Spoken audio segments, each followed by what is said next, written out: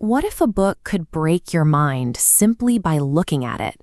Not because it's cursed, but because every single word inside was designed to trick a human brain into seeing patterns that aren't really there. This is MS-408, better known as the Voynich Manuscript. It is currently housed within the glass-enclosed stacks of Yale's Beinecke Rare Book and Manuscript Library. It is a 240-page medieval riddle. The vellum is filled with illustrations of plants that don't exist, complex zodiac charts, and anatomical plumbing systems where naked women wade through glowing green fluids. It has all the hallmarks of an elaborate hoax, but the physical evidence tells a different story. Scientific carbon dating proves the calfskin parchment was harvested between 1404 and 1438, decades before Europeans set foot in the Americas. This timeline presents a difficult reality. Either the manuscript is a physically impossible forgery, or it is evidence that New World flora was being documented generations before we believe the continent was discovered. This chart shows how the manuscript was built on a rigid, deliberate plan. It isn't a random collection of notes.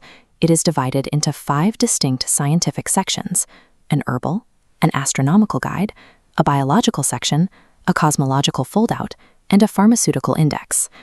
Spectral analysis of the ink reveals a chilling anomaly. There are no hesitation marks, no crossed-out words, no moments where the author paused to think or correct a mistake. Researchers have identified 5 distinct hands, 5 separate authors, who wrote this text with a mechanical, flawless fluency. This level of mechanical precision suggests a work that was either copied from a perfected draft or dictated by a rigid, pre-calculated system.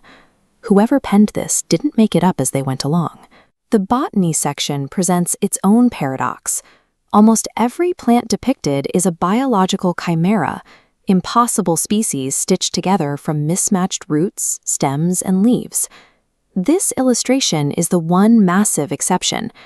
Botanists have successfully identified this specific plant as the American sunflower, a species native strictly to the New World. We have to look at the timeline again. The parchment dates to the early 15th century. Columbus didn't sail across the Atlantic until 1492. The presence of the American sunflower challenges the theory of an isolated European origin. It suggests the creator had access to New World knowledge long before history says they should have. This graph charts Zipf's law, a rule stating that in any natural language, the most common word appears exactly twice as often as the second most common. The text in the manuscript follows this mathematical curve with eerie precision, but the simulation breaks down upon closer inspection. While it looks like language, entire phrases stutter, repeating back-to-back in unpronounceable loops. It is a linguistic system that obeys mathematical laws, but defies human communication. During World War II, the United States government decided they had enough. They enlisted elite codebreakers accustomed to breaking systems as complex as the Enigma machine. They were led by William F. Friedman, the man who shattered Japan's purple cipher. He and his team spent years attacking the manuscript with early computers and cryptographic grids, but they failed to decode a single sentence. If the brilliant minds that defeated Axis cryptography were completely baffled, it suggests we aren't dealing with a standard cipher.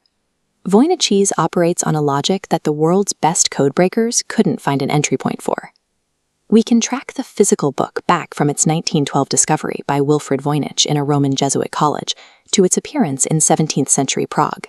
It was once owned by Holy Roman Emperor Rudolph II, who paid 600 gold ducats, a staggering fortune, because he believed it held the secrets of the 13th century philosopher Roger Bacon.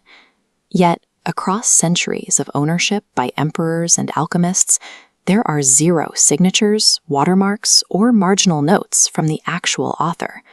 Whoever created this artifact achieved a total historical erasure, engineering a complex physical masterpiece and then vanishing so completely that not a single piece of evidence reveals their identity. So let's look at the logic. Forging a manuscript of this scale requires custom organic inks, 15th century vellum, and linguistic structures that anticipate modern mathematics. To do all of that without leaving a trace requires a level of execution rarely seen in the 15th century. On the other hand, The manuscript may represent a lost regional dialect or a philosophical system created by an isolated mind, trying to map out a universe we no longer understand. If it is real, it represents a massive blind spot in our understanding of history, a complex system of thought that vanished from the record, leaving only the single silent volume. Is the Voynich Manuscript an elaborate fraud, or a window into a lost human lexicon? Share your theories in the comments.